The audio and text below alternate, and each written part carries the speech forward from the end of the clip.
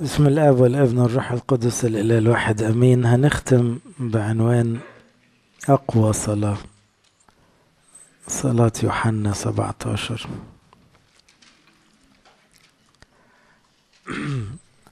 انتوا عارفين ربنا يسوع له المجد ليلة صليبه صلى صلوة طويلة، هي أطول صلوة صلاها المسيح على الأرض مسجلة، ويمكن أعمق صلاة، وتظل دايما الصلوة دي يعني الواحد بيخاف يقراها، يعني من كتر ما هي عميقة وملهاش آخر في المعاني اللي جواها، لأنه احنا بنسمع ما يدور بين الآب والابن، فيعني دي حاجة فوق العقل وفوق المنطق وفوق البشرية كلها.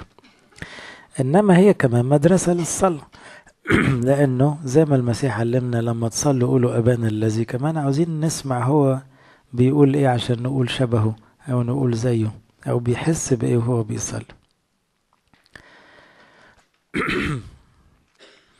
قبل ما يصلي على طول في يوحنا 16 آخر جزء يقول هو ذا تأتي ساعة. كان بيكلم تلاميذه على فكرة، كل ده ليلة صليبه، يعني يوم خميس العهد بالليل، من أول يوحنا 13 لغاية آخر 17، أربع خمس إصحاحات كلهم خميس العهد بالليل، يعني بعد غسيل الأرجل والحكاية دي. فكان بيقول لتلاميذه تأتي ساعة وقد أتت الآن، لأن خلاص بعد ساعتين ثلاثة هيتمسك في جسيماني، تتفرقون فيها كل واحد إلى خاصته وتتركونني وحدي، وأنا لست وحدي لأن الآب معي، قد كلمتكم بهذا ليكون لكم في سلام. يعني حتى لما تشوفوني بتضرب وتشد منكم وتصلب ما تتخضوش، لأنه كل حاجة محسوبة. في العالم سيكون لكم ضيق ولكن ثقوا أنا قد غلبت العالم. دي آخر جملة قالها، وبعدين إيه؟ سابهم وابتدى يكلم الآب، ابتدى يصلي.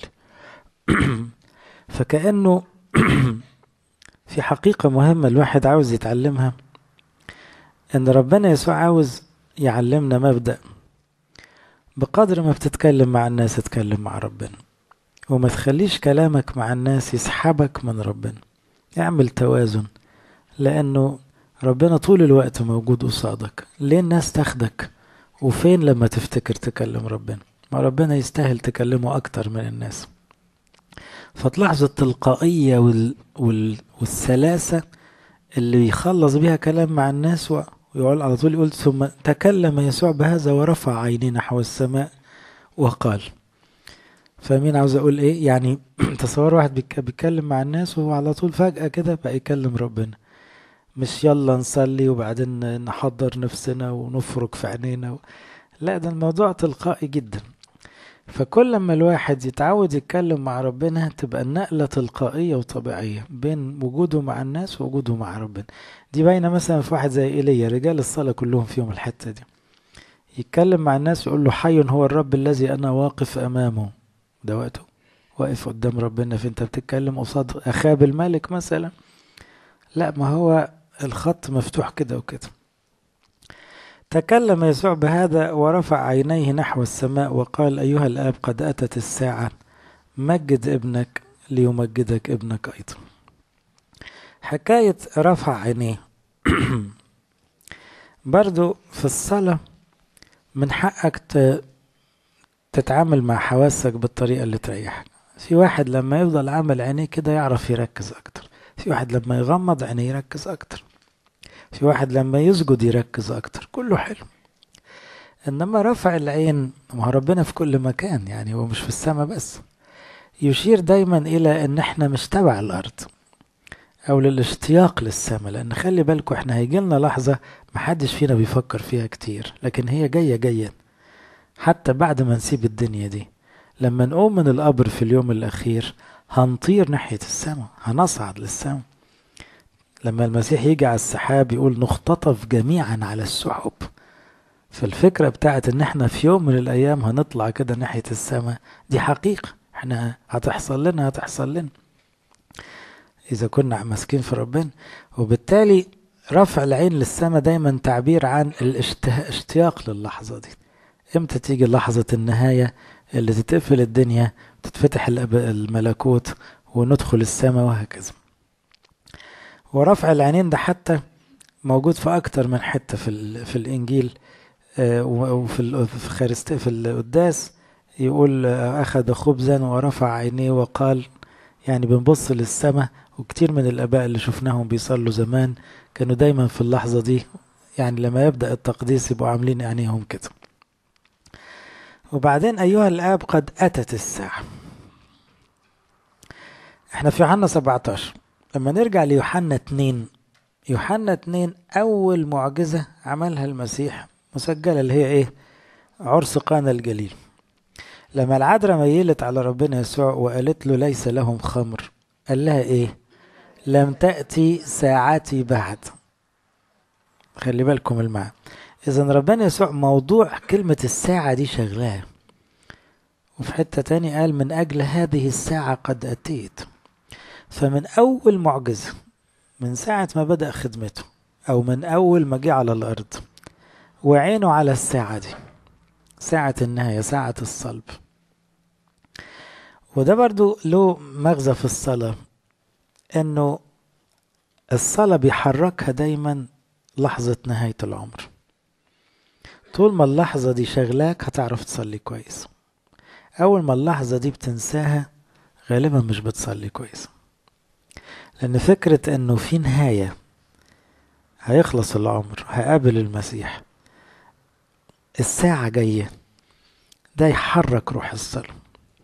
احنا ساعات نصلي بفتور لأن فاكرين هنخلل في الدنيا دي، قاعدين على طول، مع إننا عارفين إن احنا مش قاعدين. أنا أقول لكم حاجة كده نفسية بتحصل معي، ربنا يديكم كلكم العمر والصحة، لكن عشان مثلا بقالي 8-9 سنين بطلع مؤتمرات كتير قوي، بلاش كتير قوي لا تتخضوا، كتير من اللي طلعوا معانا مؤتمرات سافروا السما وبفتكرهم.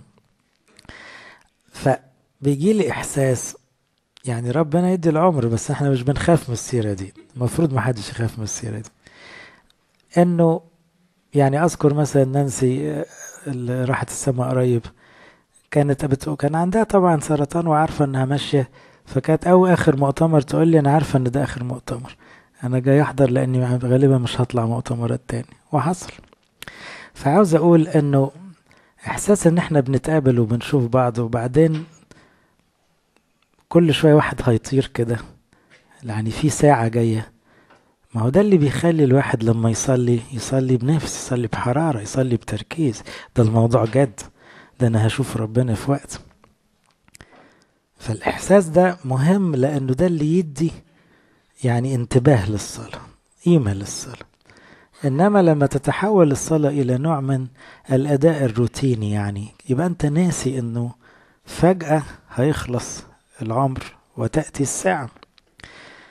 فما طبعا بالنسبة لربنا يسوع الموضوع مش مجرد نهاية عمر، لأن المسيح لا ينتهي على الأرض ولا في السماء. قد أتت الساعة يقصد الساعة اللي قصدها لفداء البشرية، لكن بالنسبة لي وبالنسبة لك في ساعة معروفة عند ربنا ستأتي، لازم هتيجي. بعد كده يقول ايه؟ قبلها نراجع حكاية الساعة دي في يوحنا 5. في حتة كده عاوز اشرحها لكم عن الساعة كخدام بالذات، مهم تفهموه. النص اللي قدامكم دلوقتي ده اللي بيتقاري في الخارجات بتاعت الرجالة بالذات، وغالبا اغلب الناس مش فاهمة، فمستنين الشماس يخلص خلينا نروح. انما النص ده غني جدا بالمعاني.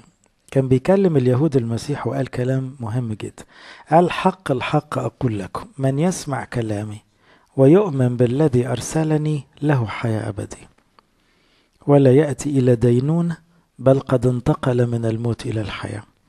احنا واقفين قدامنا ميت، يعني لقاء مع الموت ما نقدرش نتغافل عنه، فخارجة. فالمسيح بينقلنا إلى مفهوم تاني خالص، بيقول لنا أقول لكم حاجة تخليكم ما تموتوش. أقول يا رب، قال اللي يصدق كلامي ويمشي ورايا مش هيموت. مش هيموت، يعني مش هيموت ازاي؟ ما قدامنا واحد مات اهو. لا، هتفهموها دلوقتي. الحق الحق أقول لكم أنه تأتي ساعة، نفس المعنى اللي كان بيقوله على نفسه. وبعدين المفاجأة بقى ايه؟ وهي الآن. ايه ده بقى بلاش السيرة دي يا رب، يعني ايه وهي الآن؟ يبقى الساعة دي غير الساعة دي، هنشوف دلوقتي. حين يسمع الأموات صوت ابن الله والسامعون يحيون، لأنه كما أن للآب حياة في ذاته كذلك أعطى الابن أيضا أن تكون له حياة في ذاته، أعطاه سلطان أن يدين لأنه ابن الإنسان. لا تتعجبوا من هذا فإنه تأتي ساعة. لخبطتنا يا رب، هما ساعة ولا ساعتين كده؟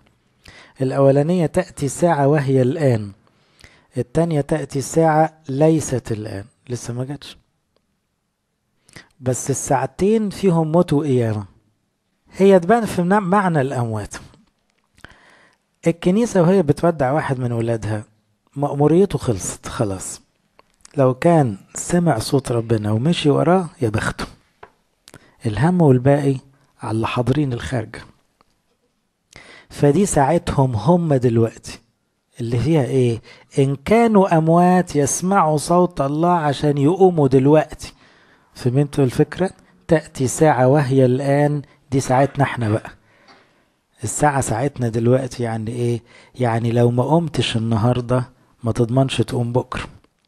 فساعتك دلوقتي ان كنت من الاموات، فتح ودانك واسمع صوت ربنا والزق فيه وامشي وراه، عشان ما يبقاش في ساعة تاني ليك، ما تخافش بعد كده، لان كده كده في ساعة هتيجي على الكل، لكن دي ما تخوفش اللي عاش الساعة دلوقتي. زي آية تقول ايه؟ اليوم ان سمعتم صوته فلا تقسوا قلوبكم. يبقى الساعة دي دلوقتي. فقول تأتي ساعة وهي الآن. طب هي القيامة قامت؟ لا، القيامة ما قامتش، بس القيامة شغالة يوميا لمن يتوب. أي واحد سمع صوت ربنا وغير اتجاهه يبقى قام من الموت، قد انتقل من الموت إلى الحياة. فهمتوا الفكرة؟ وده عمل الصلاة. في الصلاة بيحصل ايه؟ لو صليت من قلبك تبقى قمت، تبقى جت ساعتك الحلوة، تبقى تأتي ساعة وهي الآن حين يسمع الأموات، واللي زينا أموات في الدنيا، صوت ابن الله فيقوم. يبقى الواحد قام لما سمع صوت ربنا. يبقى كل صلاة حقيقية هي ساعة قيامة، وبالتالي تخليك حتى لما تيجي الساعة اللي تحط فيها راسك ما انتش قلقان خالص، ما قمت خلاص قبل كده. وبعدين يقول لا تتعجبوا من هذا، ما تستغربوش ان انا بقول لكم دلوقتي الساعة، لانه تأتي ساعة، ما قالش بقى وهي الان، لان دي لسه بقى يوم القيامة فيها يسمع جميع. مرضاش يقول الاموات عشان يميزها عن المجموعة الاولانية. الاولانيين الاموات يقصد كل البشر اللي ما تابوش، التانيين بقى جميع الذين في القبور، عشان تبقى حرفية واضحة، كل الناس تابوا او ما تابوش دخلوا القبر، مش كده؟ دي ساعة يوم القيامة. تأتي الساعة فيها يسمع جميع الذين في القبور صوته، فيخرج الذين فعلوا الصالحات إلى قيامة الحياة، والذين عملوا السيئات إلى قيامة الدينون. معرفش فهمت ولا لا، نقولها تاني. كل مرة تصلي، المسيح بدأ صلاته بكلمة قد أتت الساعة، فاعتبر نفسك كل مرة هتصلي قد أتت الساعة. يعني ايه؟ الساعة دي ساعة قيامة، الساعة دي ساعة تغيير، الساعة دي ساعة توبة.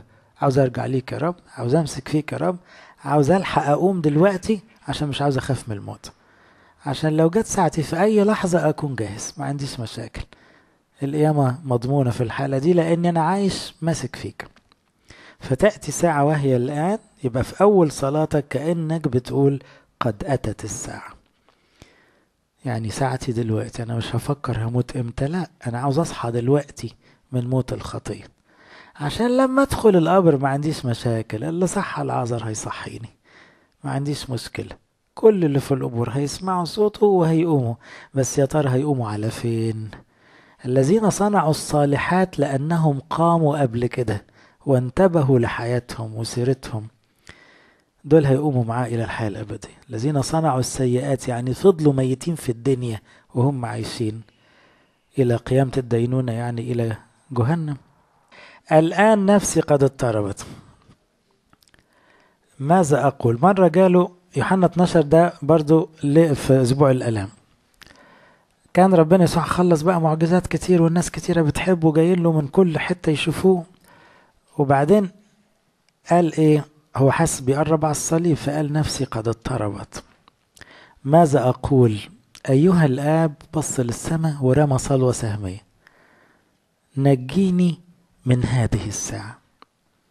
يبقى مش غلط لما انت تقول يا رب نجيني من هذه الساعة، يعني مش غلط انك تخاف من اللحظة دي، مش غلط. ليه؟ لأنها لحظة فاصلة، لحظة هتحدد أبديتك يمين ولا شمال.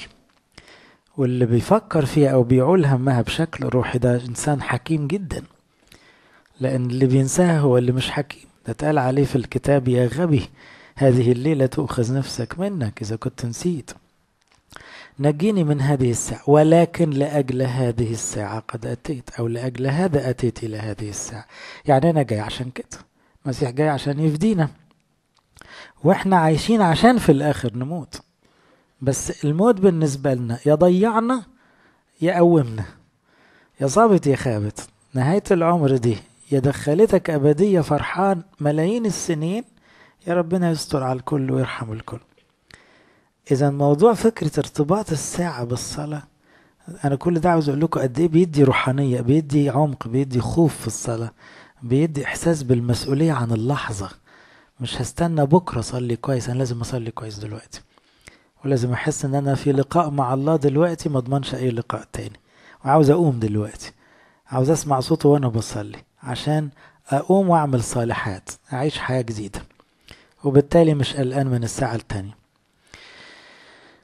وفي رومية 13 معلمنا بولس استخدم نفس الفكرة وقال هذا وإنكم عارفون الوقت. حد فيكم عارف الوقت؟ طب يقول إيه يعني إيه عارفون الوقت؟ عارفون أن الوقت لا يعرف، دي معناها أنتوا عارفين موضوع الوقت، لأن الموضوع ده كانوا بيوعظوا كتير فيه في الكنيسة الأولى. فقال لهم أنتوا مش محتاجين أقول لكم تاني إن محدش عارف ساعته، فإنكم عارفون الوقت، يعني أنتوا عارفين كويس إن الوقت مش معروف، وقت نهاية العمر. إنها الآن الحاجة الوحيدة اللي نملكها الآن، إنها الآن ساعة لنستيقظ من النوم. نفس الفكرة، بما إني معرفش العمر هيخلص إمتى، ما اضمنش بكرة يمشي إزاي، أنا لا أملك إلا لحظة الآن، يبقى دلوقتي أصحى. أصحى يعني أصلي. إنها الآن ساعة لنستيقظ من النوم، فإن خلاصنا الآن أقرب مما كان حين أمنا. يعني كل ما نقرب نكبر شوية الخلاص بيقرب، فلازم نستغل الفرصة دي. يقال إن الآية دي بالذات هي اللي غيرت أغسطينوس. يقال كده أغسطينوس فضل سنة أو أكتر يدرس الإنجيل ويروح للقديس أمبروسيوس يقاوح معاه. كان أغسطينوس فيلسوف قبل كده، وأمبروسيوس كان أسقف يعني حكيم جدا. ففضل يقاوح معاه سنة، وهو يقول له طب يا ابني اقرأ وصلي، اقرأ وصلي، وهو يعترض على الإنجيل ويقلب ويقرأ، راجل متفلسف بقى. وبعدين في ليلة كان بيقرأ وجه في الحتة دي وقرأ الآيتين دول وانهار في البكاء، حس بقى الكلام بيخبط في قلبه، إنها الآن ساعة لنستيقظ. وكانت أول مرة يركع ويصلي ويقدم توبة.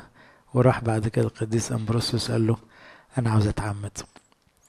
وكانت بداية بقى تغيير أغسطينوس، اللي بقى مش مجرد إنسان خاطي وفيلسوف، ده بقى قديس كبير وأسقف كبير. نرجع لنص يوحنا 17، قال له مجد ابنك ليمجدك ابنك أيضا. معلش ندخل في حتة لاهوتية شوية وبعدين نرجع لينا. في حاجة اسمها المجد المتبادل بين الأقانيم. يعني ايه؟ هحكي لكم حاجة عن أريوس تاني. أريوس مسك آية بتقول ايه؟ مجدني أيها الأب. فقال قدام الجماعة بتوع نقية يا جماعة الآية واضحة، الابن يأخذ مجده من الآب، إذا الابن أقل من الآب. أم أثناسيوس قال له استنى عندك، ارجع للآية دي. قال له ايه في الآية دي؟ مجد ابنك ليمجدك ابنك أيضا. يعني المجد رايح راجع بينهم، فما تقدرش تقول الابن أقل من الآب لمجرد ان الابن قال له مجدني. هو خدها أريوس بطريقة ايه؟ بدل بيقول له مجدني يبقى أنا صغير وانت كبير فاديني المجد، قال له طب تعمل ايه؟ فليمجدك ابنك، يبقى الابن أكبر من الآب كمان. فهمتوا الصراع اللاهوتي بيمشي ازاي؟ بيبقى كل واحد يمسك آية وياخدها لكن كان أثناسيوس بيدافع من نفس النص وقال لا، ده المجد واحد، احنا نمجد الآب والابن والروح القدس بنفس المجد. يعني ايه؟ لأنه لاهوت واحد وطبيعة واحد. في يوحنا 12 يقول أيها الآب مجد اسمك، فجاء صوت من السماء مجدت وأمجد أيضا. فالجمع الذي كان واقفا وسمع قال قد حدث رعد. سمعوا صوت من السماء بيقول مجدت، فما فهموش الناس. وآخرون قالوا قد كلموا ملاك. أجاب يسوع وقال ليس من أجلي صار هذا الصوت بل من أجلكم.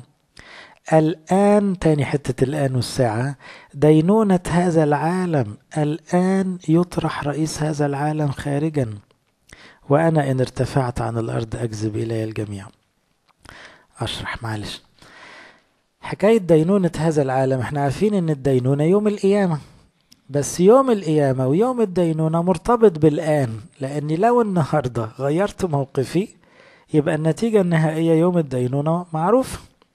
لو أنا النهاردة الآن ما تجاهلت كل اللي ربنا بيكلمني فيه وعاوزني أتغير وأتوب، خلاص يبقى برضو عرفت الدينونة هتمشي إزاي. فلما يقول الآن دينونة هذا العالم، بقالها 2000 سنة والعالم لسه ما انتهاش، معناها بالنسبة لكل واحد الآن هي الدينونة. احكم على نفسك من النهاردة. الحاجة التاني، المجد مرتبط بالصليب، فقال أنا إن ارتفعت عن الأرض أجذب إلي الجميع. ربنا يسوع كان كسب ناس كتير قوي بالمعجزات وبالتعاليم وبالبساطة بتاعته، إنما كل ده مش هو ده المكسب. فربنا كان ناوي ما هيكسب الدنيا كلها لما يطلع على الصليب. فقال لهم أنا مش مستني المجد بتاع الهيصة والزحمة والتهليل ويوم حد الزعف، لا، أنا المجد عندي بالنسبة لي هو الصليب. عشان كده تلاحظوا في أسبوع الآلام عندنا نوعين من المجد. يوم حد الزعف هيصة آخر هيصة، بس هيصة لأن يسوع داخل أورشليم يحتفلوا بيه كملك، ودخل وطلع ودخل على جحش بن أتان، يعني ملك على قده خالص متواضع. إنما المجد زاد يوم الجمعة العظيم، بقينا نقول سكتة يجوم لك المجد والبركة والقوة والعظم.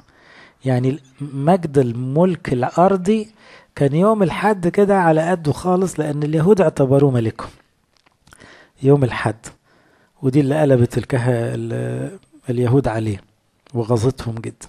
لكن قال مش هو ده المجد اللي أنا عاوزه، أنا مش عاوز مجد من الأرض، أنا المجد بتاعي لما أطلع على الخشب. إن ارتفعت عن الأرض أجذب إلي الجميع، لأن مجد الله خلاص الناس، فلما يشد الناس كلها ليه ياخدهم مع السماء يتمجد. بنفس المعنى لما يقول إيه، إحنا نقول في أبانا الذي ليتقدس اسمك ليأتي ملكوتك. يعني إيه ليأتي ملكوتك أو ليتقدس اسمك؟ هو مين اللي يقدس مين؟ إحنا اللي نقدس اسم ربنا، القداسة ليه هو. لكن لما بنرجع لربنا نمجد الله، لما نقرب من ربنا يتقدس الله أو يتمجد الله، لأنه عمل اللي كان نفسه فيه. يعني أكتر حاجة تفرح ربنا إيه؟ إن الناس تخلص، إن الناس تتوب. فأنا لما بتوب أو برجع له أنا بمجده، أنا بفرحه، أنا بقدس اسمه. لو فضل العالم كله بعيد عن ربنا يبقى اسمه مهان، يبقى كأن ربنا مغلوب، يبقى الشيطان كسب. فأنا عاوز المسيح يكسب، يبقى أنا أول واحد أروح له وابقى تبعه. فلما بنقول له ليتقدس اسمك ضمنيا يعني أنا تبعك، أنا في صفك. إن كنا نتألم معه نتمجد أيضا معه. فأشعياء 43 في آية تقول إيه؟ أقول للشمال أعطي وللجنوب لا تمنع، آتي ببنية من بعيد وببنات من أقاصي الأرض، بكل من دعي باسمي ولمجدي خلقته وجبلت وصنعته. مرة زمان شاب قال لي الآية دي بتغيظني جدا، يعني ربنا يخلقني عشان يتمجد؟ بيعملني عشان ياخد على حسي مجد؟ لمجدي خلقته وجبلته وصنعته. اقول له انت مش فاهم يعني ايه مجد. هو مجد، هو ربنا مش ناقصه مجد، ده مجد الله انك تتمجد انت. فلمجدي خلقته يعني ايه؟ انتوا اي اب فيكم لما يشوف ابنه عظيم ويمكن اعظم منه هيغير؟ ده بيبقى في منتهى السعادة. فلمجدي خلقته يعني ايه؟ لما ربنا بيقول انا خلقت الانسان لمجدي، يعني أنا أتمجد حين يتمجد الإنسان اللي خلقته، ولن يتمجد الإنسان إلا لما يرتبط بالمسيح، ولن يرتبط بالمسيح إلا بالصليب. أنا إن ارتفعت عن الأرض أجذب إلي الجميع. فهنا فكرة إن إحنا بنمجد ربنا مش بكلمة المجد ليك بس، دي أضعف طريقة. أنا بمجد ربنا لما بلزق فيه، لما بعمل اللي هو عاوزه، لما بتابعه، ولما أجيب عشرات ورا مني، فكده يبقى لمجدي خلقته وجبلته. اللي يعطل دي دايما بقى ايه؟ كيف تقدرون ان تؤمنوا وانتم تقبلون مجدا بعضكم من بعض والمجد الذي من الاله الواحد لستم تطلبون. اكتر حاجة تعطل التمجيد ده ان الواحد ملهي في مجد الدنيا، فبيقول انتوا ازاي هتؤمنوا وانتوا عمالين تغنوا على بعض ومستنين كل واحد يدي كرامة للتاني؟ طول ما انتوا عينيكم في مجد الدنيا وتكريمات الناس لبعض مش هتعرفوا تقبلوا المجد بتاعي. واضحة ولا مش واضحة؟ يعني اللي معطل ارتباطنا بربنا ايه؟ ان احنا بنعول هم رأي الناس مثلا، او ان عاوزين الناس تشوفنا كبار، او عاوزين نلبس احسن لبس ونبقى اشهر ناس ونبقى اغنى ناس. كل ده اسمه مجد من بعضكم لبعض. فاللي ينشغل بدي رمى المجد بتاع ربنا على جنب. فقال ازاي هتقبلوا المجد بتاعي ان كنتم تقبلون مجدا بعضكم من بعض؟ نرجع ليوحنا 17. إذ أعطيت سلطانا على كل جسد، ده المسيح بيكلم الآب، قال له مجد ابنك ليمجدك ابنك أيضا، إذ أعطيت سلطانا على كل جسد ليعطي حياة أبدية لكل من أعطيته، وهذه الحياة الأبدية أن يعرفوك أنت الإله الحقيقي وحدك ويسوع المسيح الذي أرسلته. شوفوا ربنا يسوع له المجد لأنه متجسد فبقى إنسان زينا ومن غير ما يترك لاهوته، بيتكلم بلغتنا البشرية، فبيقول أعطيته ليعطي. ودي بتتقال دايما حتى في صلواتنا، يعني انت بتقول له يا رب انت اديتني عشان اديتني صحة اخدم بيها الناس، اديتني علم اديه للناس، اديتني حب اوزعه على الناس. وبالتالي في صلاتك انت بتشكر ربنا انه ادالك عشان تدي. فموقف الانسان المسيحي عبارة عن يعني تشانل كده او قناة بتنقل عطايا الله للبشرية، تبقى انت ماشي زي المسيح صح. فهنا بيقول له اعطيته ليعطي. فيا ترى انت بتحاسب نفسك في الصلاة، انت اديتني كتير يا رب بس انا ما اديتش من الكتير ده، وقف عندي، اتعطل عندي، ما اديتش للناس كما يجب. او بقى تبقى فرحان انك انت واخد عشان تدي. ايه هو السلطان هنا؟ اعطيته سلطانا على كل جسد ليعطي حياة ابدية لكل من اعطيته. ربنا يسوع نفسه قال انا اعطيكم سلطانا على الحياة والعقارب وكل قوات العدو ولا يضركم شيء. احنا لو صدقنا الآية دي مش هنخاف ابدا، بس احنا مش مصدقين. ربنا ادانا سلطانه الالهي في ان كل قوى الشر اضعف مننا، ما تقدرش علينا. عشان كده انا بزعل قوي لما في حد يجي يقول لي معمول لي عمل ومش عارف. اللغة دي مش بتاعتنا خالص، الكلام ده لا يليق ابدا بولاد ربنا. ده احنا ادينا للشيطان قيمة مش بتاعته، ما يستاهلهاش. رأيت الشيطان ساقطا كالبرق، المسيح يقول كده. فاحنا لما نقعد نخاف من العمل ومن الحسد ومن اللغة دي، ده معناه ان احنا يعني كبرنا الشيطان بعد ما صغروا المسيح. ما ينفعش كده. فهنا افتكر انك انت بتاخد سلطان، عندك سلطان تقول له ابانا الذي، ربنا ابوك، ده سلطان. عندك سلطان انك انت تغلب الشيطان، مش هو اللي يغلبك. الطبيعي في العهد الجديد انك انت اللي تغلب. فلما يجي الواحد مغلوب زيادة يبقى في حاجة غلط عنده، برنامجه في حاجة غلط، لأنه الطبيعي إنه يغلب. ما رشم الصليب يطرد الشيطان، صلاة يسوع تطرد الشيطان، فالموضوع مش صعب. أعطيت حياة أبدية وهذه الحياة الأبدية أن يعرفوك أنت الإله الحقيقي ويسوع المسيح الذي أرسلته. إيه علاقة الصلاة بالحياة الأبدية؟ الصلاة الحقيقية لحظة من الأبدية، أو الصلاة الحقيقية عربون الأبدية. يعني إيه؟ يعني لما تصلي من قلبك أنت زي اللي حطيت رجلك في السماء. انت ابتديت تدوق طعم السما، بس ايه، على قد ما تقدر، لانك لسه محدود ومقيد بجسدك. لان الصلاة هي انفتاح على العالم الاخر، هي خط مع ربنا الغير محدود الابدي. عشان كده فكرة معرفة الله، يقولك الحياة الابدية ان يعرفوك. طب ما احنا عارفينه، لو عارفه بجد تبقى ابتديت الابدية. هتعرفه ازاي؟ تعرفه لما تقعد تتكلم معاه. فالصلاة هي مقدمة الأبدية، فاللي مش بيصلي يبقى ملوش دعوة خالص بالحياة الأبدية، يبقى العالم الآخر ده مجهول تماما بالنسبة له. إنما اللي بيصلي حلو بالنسبة له، نقلة السما دي مش نقلة كبيرة ولا غريبة، لا، واخد عليها، متعود عليها، مش مستغربها. الحياة الأبدية كمان هي محرك الصلاة. يعني إيه؟ زي القديس موسى الأسود يقول إيه، افتكروا الملكوت عشان تشتاقوا له. كل مرة تصلوا افتكروا هنبقى قاعدين مع المسيح والعذراء والملائكة وفرحانين وبتاع، الحتة دي تفكرنا فتحفزنا للصلاة وتحرك روح الصلاة فيه.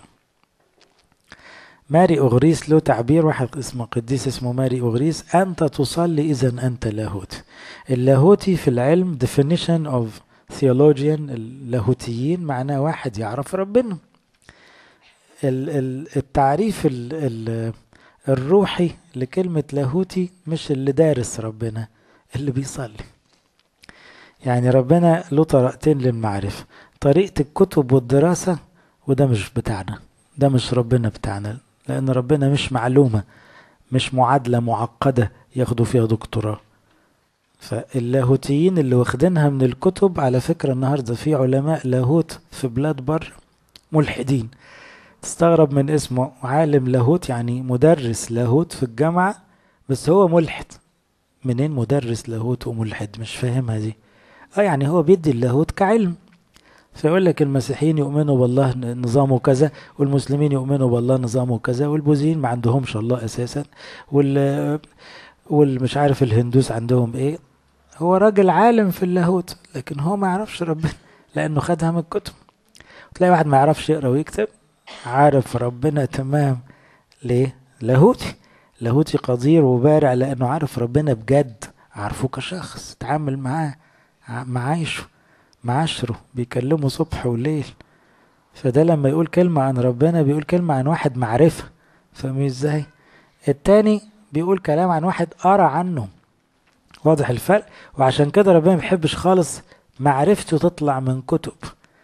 أخفيت هذه عن الحكماء والفهماء وأعلنتها للبسطاء أو للأطفال، هكذا صارت المسرة أمامك. إذن الوسيلة الأساسية لمعرفة الله الصلاة. عاوز تعرف ربنا صح، كلمه. ما تسمعش عنه وما تقراش عنه، كلمه. كلمه. على فكرة دي أفضل طريقة في الكرازة. يعني لو تعاملت مع واحد مثلا غير مؤمن وابتدى يقرأ الإنجيل، لازم تدخله بسرعة على قولة إيه، كلم ربنا هيرد عليك. جربوا الطريقة دي لما تتعاملوا مع ناس أجانب مثلا ملحدين. ساعات عادة يبدأوا بالعقل، يقروا الإنجيل ويبتدي يعني يفكر في كلام حلو كتير وفي كلام مش فاهمه. قول له طب ما لو كان ربنا موجود وهو اللي خلقنا، يبقى قادر يرد عليك. ما تبتدي تتكلم معاه وتشوف. فيبتدي يتخض، ايه ده بجد؟ اكلمه يرد عليا؟ مش هو شخص. هي المعرفة هتتكون ايه ازاي غير كده؟ اي معرفة لازم يبقى اخد وعطا. فلما يبتدي يكلم ربنا بطريقته بسذاجته، هيحس ان ربنا بيرد عليه. وعشان كده الكتاب بتاعنا يقول ايه، لا يستطيع احد ان يقول ان يسوع رب الا بحاجة جواه بالروح القدس. ان لحما ودما لم يعلن لك ولكن ابي الذي في السماوات. لازم في حتة اعلان سماوي، لازم ربنا اللي يتعامل بيرسونالي مع الشخص عشان يعرف، ودي ما تجيش من غير صلاة. انا مجدتك على الارض، ده المسيح بيكلم الاب، العمل الذي اعطيتني لاعمل قد اكملته، والآن مجدني أنت أيها الآب عند ذاتك بالمجد الذي كان لي عندك قبل كون العام. العمل الذي أعطيتني قد أكملته. تنفع نقولها في الصلاة بتاعتنا ولا لا؟ طبعا ما تنفعش، لأننا ما كملناش. لكن أنا أقصد بيها إيه؟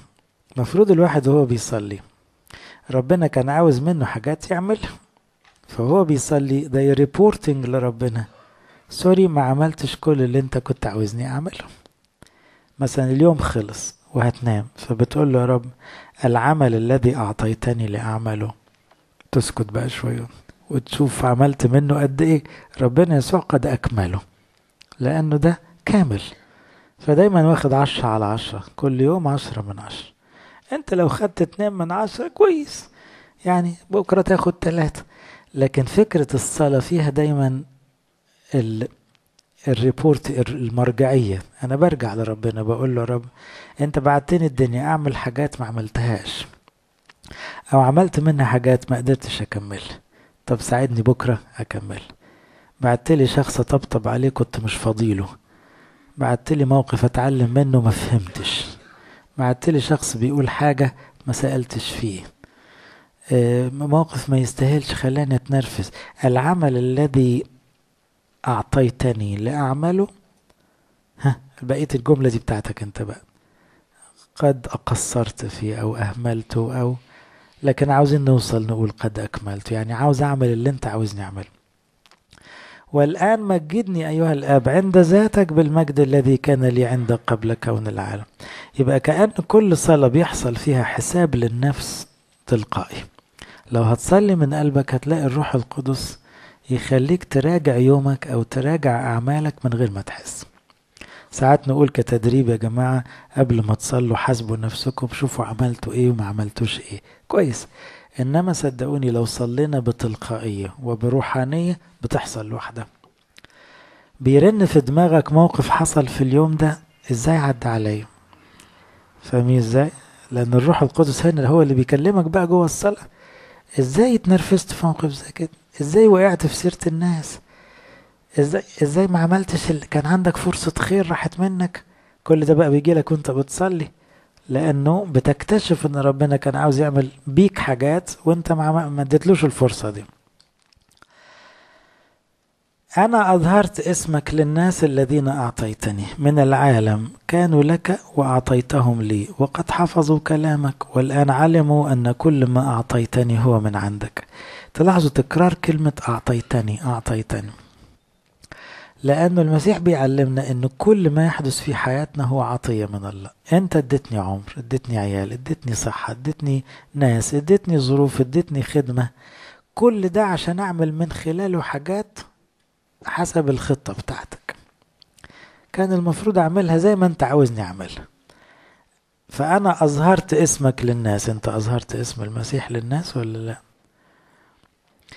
وبعدين يقول وقد حفظوا كلامك. برضو هنا في علاقة بين الكلام وروح الصلاة.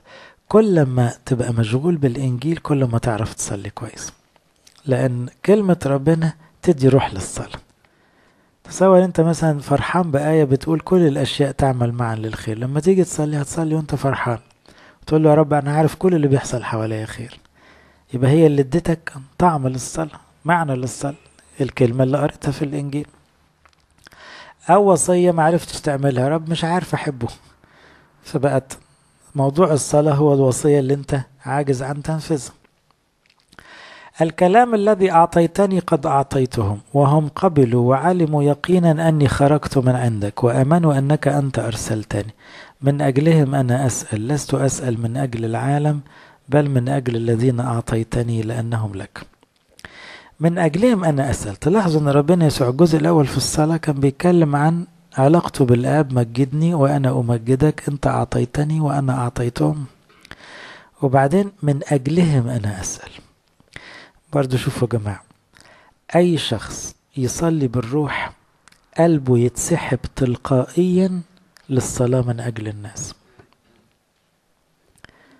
عشان كده الإنسان اللي ما بيصليش للناس يبقى لسه مش بيصلي بالروح، لأن الروح القدس يوسع قلبك قوي ويطلعك بره نفسك.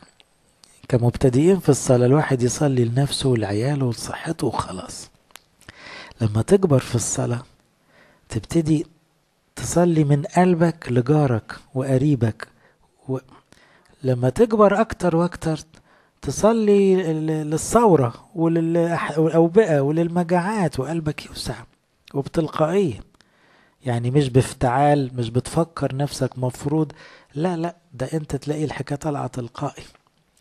كل ما دخلت في الصلاة، كل ما الروح القدس اللي هو الماسترنج الصلاة، هو اللي بيسوق الصلاة، يخليك تفتكر المتألمين وتحس بالناس وتنسى نفسك وتفكر في غيرك. ده بقى الانطلاق الطبيعي جوه الصلاة. فهنا بيقول من أجلهم أنا أسأل. طلع هو مش بيصلي لنفسه حتى، من أجلهم أنا أسأل. وبعدين يقول أنت أرسلتني. كلمة حكاية آمنوا أنك أنت أرسلتني، برضو جوه الصلاة الواحد بيفتكر معنى بيغيب عننا. إحنا مبعوتين الدنيا يومين عشان ميشن رسالة، وهنخلص ونروح. طب أنت واخد بالك من الفكرة دي؟ إن أنت جيت الدنيا دي يومين عشان رسالة خاصة محددة تعملها وتروح. أنت مش بني آدم عادي، أنت تبع المسيح، أنت نور للعالم زي ما ربنا نور للعالم، أنت فيك روح ربنا. فحكاية أنت أرسلتني، كل مرة تصلي بذمة تكتشف المعنى ده. لأن بره الصلاة الواحد بيكتشف إن أو بيفتكر إنه بني آدم الدنيا دنيته وقاعدين وخلاص، واللي كل حاجة في الدنيا تهمنا. إنما جوه الصلاة الواحد بيستعيد تاني فكرة أنا مش من الدنيا دي، أنا جاي لها مؤقتا عشان رسالة محددة وهمشي. فيبقى جوه الصلاة في معاني بتتركب تركيب كده من غير ما الواحد بيحس. كل ما هو لي فهو لك، وما هو لك فهو لي، وأنا ممجد فيهم، ولست أنا بعد في العالم، أما هؤلاء فهم في العالم، وأنا آتي إليك أيها الآب القدوس، احفظهم في اسمك الذين أعطيتني ليكونوا واحدا كما. لست أنا بعد في العالم، برضو نفس الفكرة القديمة، أنه كل ما تصلي بحرارة تفتكر دايما أنه هيجي اليوم اللي تطلع برا الدنيا. المعنى ده ما بيغيبش أبدا. أنا آتي إليك، الصلاة بتحسسك بالإحساس. وبعدين بتصلي للناس، تلاقي صلاتك للناس تنصب في الآخر في قضية واحدة بس: احفظهم فيك. يعني إيه؟ مش مهم قد إيه يعيشوا، ومش مهم قد إيه يكسبوا في الدنيا، ومش مهم قد إيه يبقوا مشهورين. اوفر اول بقى، أهم ما فيها خليهم بتوعك. الكلام ده ينطبق على عيالك وعلى جيرانك وعلى قرايبك وعلى الدنيا كلها بعد شوية. يبقى الروح القدس بيطلعك بره طلباتك على نفسك، يشغلك انك تطلب من اجل الناس، ويشغلك في طلبك للناس بطلب واحد: ابديته، ملكوت الله فيهم، احفظهم في اسمك. يعني هو ده اهم حاجة. طب بالرغم من صلاة المسيح من اجل الرسل اتبهدلوا في الدنيا وتعبوا وتعذبوا، لكن حفظوا، يعني محفوظين في اسم، وصلوا السماء كله. ليكونوا واحدا كما نحن، حين كنت معهم في العالم كنت أحفظهم في اسمك الذين أعطيتني حفظتهم، ولم يهلك منهم أحد إلا ابن الهلاك ليتم الكتاب. أما الآن فإني آتي إليك وأتكلم بهذا في العالم ليكون لهم فرحي كاملا فيهم. برضو زي ما قلنا في حاجات بتحصل جوه الصلاة لوحدها، زي انك تحس بالناس وتصلي لهم وتنشغل بروحياتهم. بيحصل جوه الصلاة دايما طعم الفرح. الصلاة الحقيقية لازم تبقى فيها إحساس بالفرح. فبالرغم إنها ليلة صليب، وإن قبلها عمال يقول لهم أنا ماشي، وكانوا متضايقين جدا، وبيقول لهم ما تزعلوش، أنا مش هسيبكم يتامى، الروح القدس هيجي يعوضكم، والحكاية مشدودة قوي بالنسبة لهم. وهو بعد ساعة هيقول كلام بقى بتاع جسيماني اللي كله ألم شديد قوي، إنما الصلاة مليانة فرح. فيقول أتكلم بهذا في العالم عشان يسمعوني ويفرح. يبقى لو انت في الصلاة حسيت بحضور ربنا تلقائيا تفرح. عشان كده التعبير يقول افرحوا كل حين، صلوا بلا انقطاع، اشكروا في كل شيء. 3 يجيبوا بعض، بتشكر بتصلي يبقى فرحان. أنا قد أعطيتهم كلامك والعالم أبغضهم لأنهم ليسوا من العالم كما أني أنا لست من العالم. لست أسأل أن تأخذهم من العالم، بل أن تحفظهم من الشرير. فاكرين زمان قوي من كذا سنة اللي كانوا معانا قدام، عملنا كم مؤتمر عن المسيحي في العالم، وقعدنا نحفظ الناس 4 كلمات أساسية: المسيحي الحقيقي. اول حاجة مختلف، والتانية مرفوض، والتالتة موجود لانه صاحب رسالة. طلع من الحتة دي. المسيح بيقول ليسوا من العالم، يبقى انت لازم كمسيحي تبقى مش من الدنيا دي. يعني ايه؟ يعني مختلف. في اللحظة اللي ما يبانش الفرق بينك وبين اي واحد تبقى في حاجة غلط، تبقى طلعت بره الصلاة. لازم طول الوقت تبقى مختلف. اللي يشوفك يحس انك مختلف، شكلك مختلف، ابتسامتك مختلف، كلامك مختلف، طباعك مختلف، مبادئك مختلف، لانك مش من هنا. ليسوا من العالم. احنا لو دخل علينا حد مثلا من بلد غريبة شوية كلنا هنلقطه على طول. فربنا يسوع بيقول على تلاميذه كده، دول مش من هنا عشان انا مش من هنا، دول زيي، دول تبعي. فلاني مش من العالم هم كمان مش من العالم. فدي اول قضية تراجعها كل شوية، هو انا مختلف ولا بفكر زي بقية الناس؟ تاني حاجة طبيعي هتبقى مرفوض، لهذا يبغضهم العالم. العالم ما بيحبش الناس المختلف، ما بيحبش الناس اللي عندها مبادئ. الدنيا مش بتاعت صدق وأمانة وطهارة وقداسة والكلام بتاعنا ده، مش ملوش سوق في الدنيا. طب معلش ما تتخدش عادي. طب نمشي بقى ونسيب الدنيا أحسن؟ لا، خليك موجود. لست أسأل أن تأخذهم من العالم. خليك موجود. ليه؟ كما أرسلتني إلى العالم أرسلتهم أنا إلى العالم. فافتكروا الشعار المهم ده، أنه جوه الصلاة المعادلة المهمة دي، التركيبة المسيحي بتتبرمج ريبروجرامد كل مرة في الصلاة. جوه الصلاة بتراجع، هو أنا غير الناس؟ جوه الصلاة هو عشان كده الدنيا رفضاني؟ جوه الصلاة هو أنا لازم أفضل في الدنيا؟ أيوة لازم. طب ليه؟ ما الدنيا مش طيقاني وأنا مش تبعهم. لأنك ليك رسالة، تفضل تحب الناس، تفضل شبه المسيح لآخر عمرك. فربنا يسوع بيصلي علشان بيقول أنا عاوزهم يبقوا كده، وانت جوه الصلاة بتحس بكده أو بتكتشف كده. آخر جزء بقى، لست أسأل من أجل هؤلاء فقط بل أيضا من أجل الذين يؤمنون بي بكلامهم، ليكون الجميع واحدا كما أنك أنت أيها الأب فيه وأنا فيك، ليكونوا هم أيضا واحدا فينا، ليؤمن العالم أنك أرسلتني. بل أيضا من أجل، زي ما بقول لكم جوه الصلاة بتطلع من دايرة لدايرة أوسع.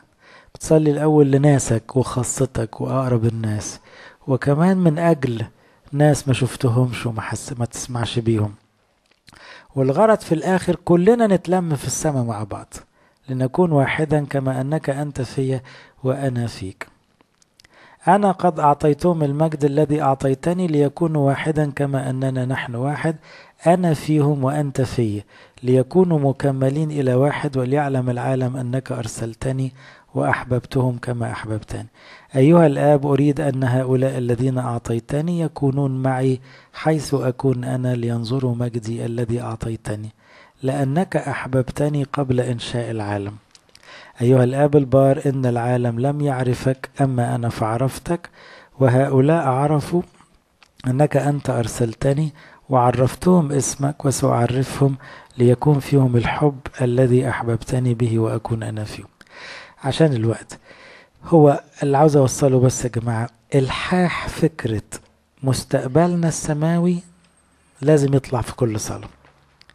الشهوة اللي تملى قلبك قوي وانت بتصلي في الآخر، يا رب نتقابل كلنا في السماء، يا رب ما حدش يقع من ايدك، انا وكل اللي حواليا نوصل ونكمل مع بعض معاك في السماء الى الابد. ده الحاح بيطلع تلقائي جوه الصلاة. فتلاحظوا عمال يكرروا عشان نبقى واحد فيك ونبقى معاك الى الابد. فيبقى لو انت الاحساس ده مش بيجي في صلاتك، يبقى ايه؟ لسه الحكاية ما استوتش. لإلهنا كل مجد وكرم الابد، امين.